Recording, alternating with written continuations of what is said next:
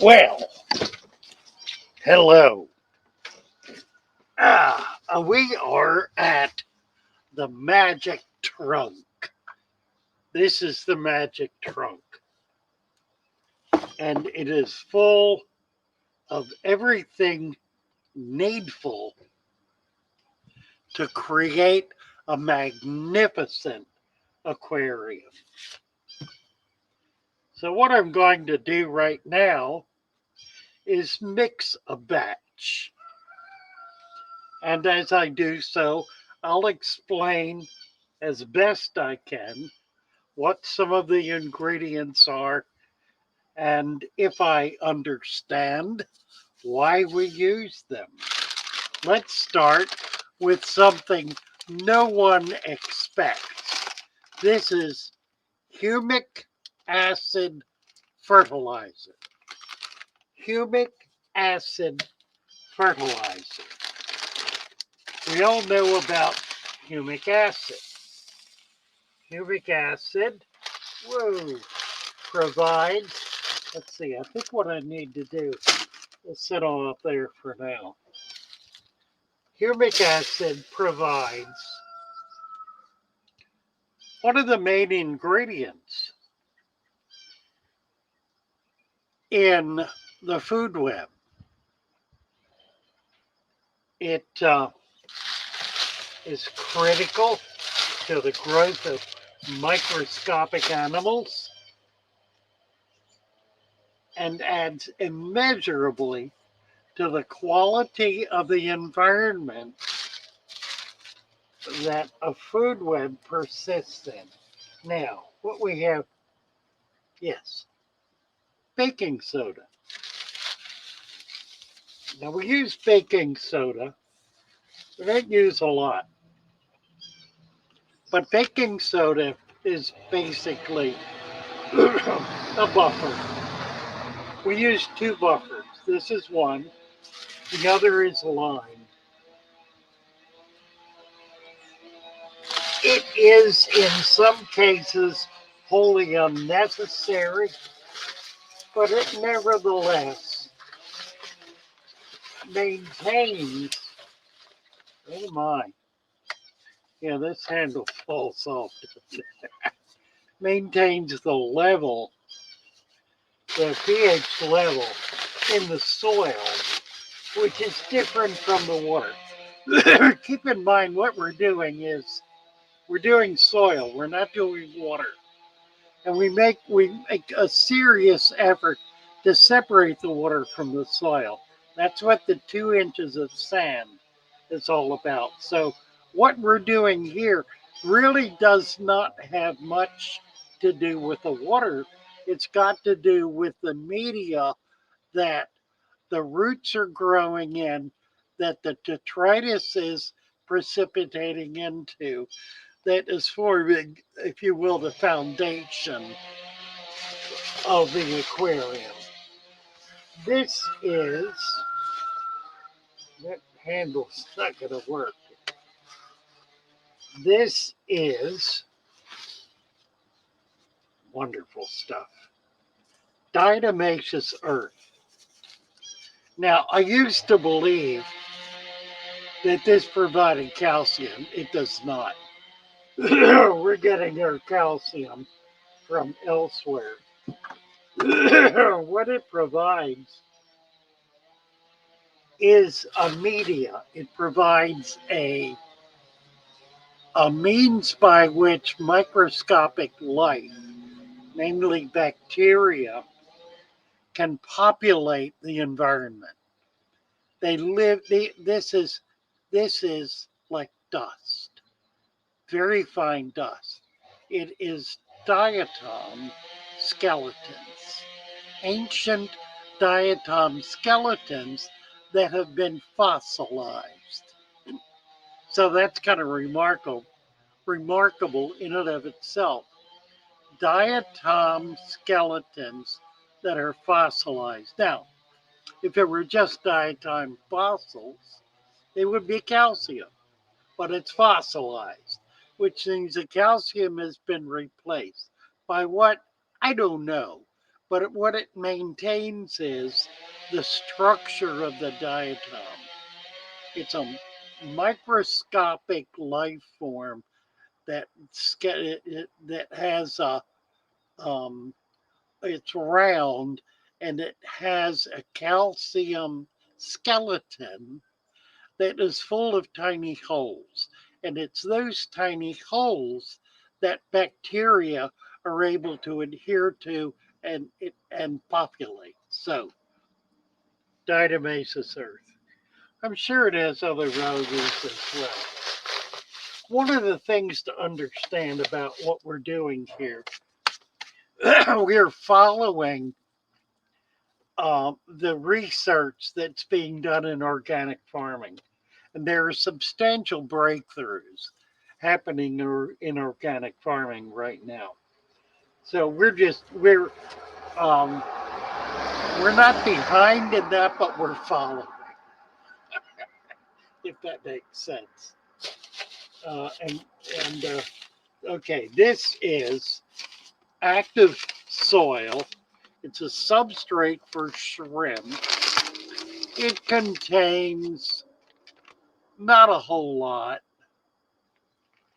See if I can find it somewhere. It contains humic and fulvic acids. Now, we've already put humic acid in here. It has essential minerals and trace elements. And it buffers the pH at 6 to 6.5. So it's working to counteract the buffer that we put in that buffers at 8.0, which means what we get once all this chelation works its way through is a balanced environment. Fulvic acid is the ingredient that we're adding to this. 1, 2, 3, 4. 4 already. Wow. Okay. Blood meal.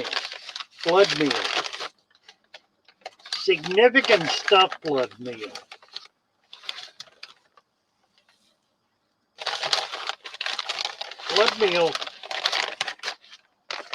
Blood meal contains, see if it'll tell us here, probably not.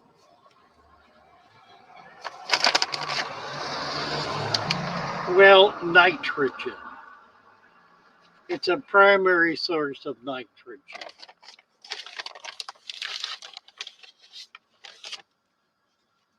We use about a half a cup of this. And what I'm mixing up here is about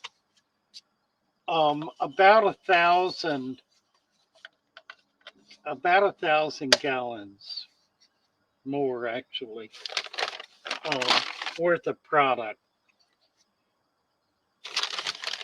So this goes a long way. This is one of my all-time favorites. Earthworm castings.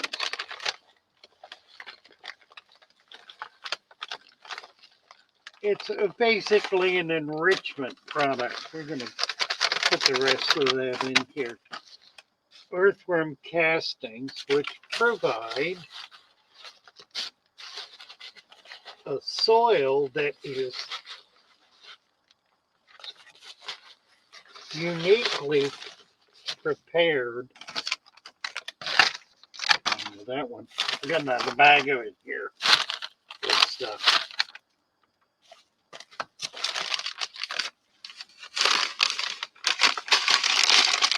Epsom salts.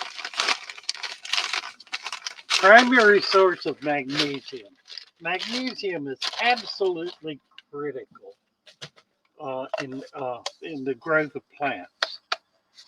It's a trace element that typically is missing or winds up being, I only use a half of this. It goes a really long way. So half a cup of magnesium. I mean, Epsom salts, right. a soil revitalizer by Miracle Grow. I've included a few of these commercial products simply as a way of ensuring adequacy and trace elements. That's half, that's not half. That would otherwise be missing in some of these elements. Oh, this is a critical one now. This is bone meal. Whoops.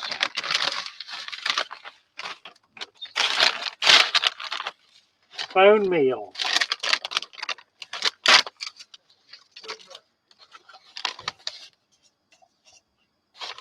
Let's see. This is their source of calcium and phosphorus. So a trace element and a major element. We use a fair amount of that because it's a high demand item. This is more of the same. We don't need that one. And we're down to the last two here. This is lime. Whoa, I got a hole in the bag.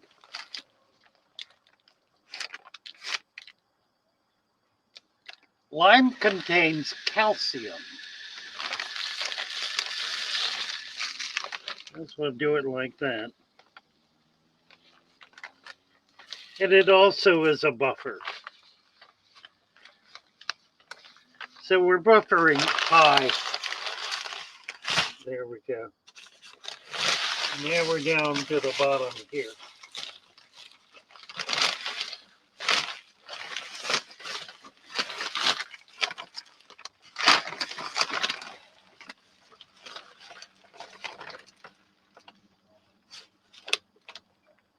This is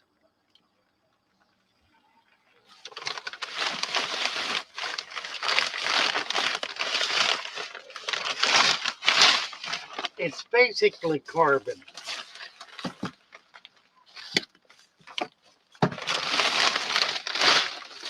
It's called char. So it's a carbon product.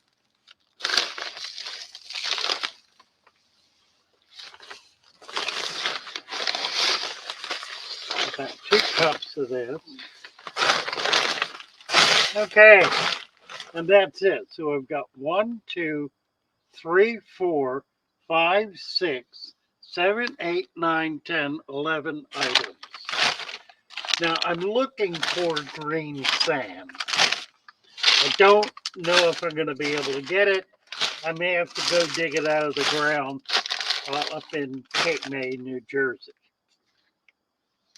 So, green sand contains a lot of mineral, and it's a product that is not otherwise available.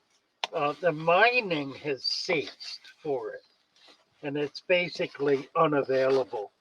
You can get about a 4-pound bag of it for about $10. I'm going to see if I can't get up to the old mine and and try to make off with a couple of 100 pounds of raw material. It is another fossilized material from ancient seabeds, containing a lot of algae, fossilized and otherwise ancient algae. Okay, that's pretty well mixed up. There we go. There it is, boys and girls. That's the stuff. So what we do now is we bag it in these little baggies.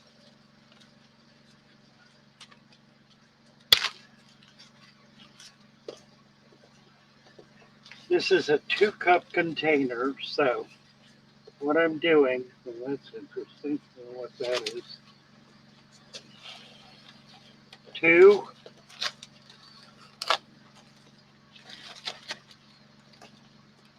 4.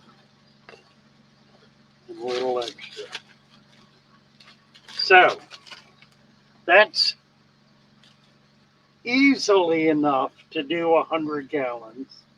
You can spread it out to do more. It'll do 200. And of course, you want to mix this with soils. There we go. Deal. Okay, we're gonna ship some of this out tomorrow. So I'll bag up a few more bags of it and make it available to you. Wonderful product. It chelates over a period of months and provides trace elements that will last. Oh, you know what I left down? And I don't have any here. Oh dear. Iron oxide. I've got to buy iron oxide and add to this. I'll have to do that tomorrow. Dump that back in there. Iron oxide is absolutely critical. Huh. I'm out of it.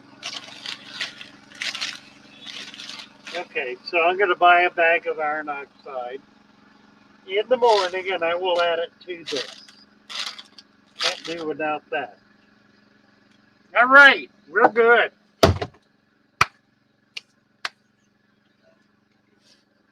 Oh, dear. Let me go turn the camera off.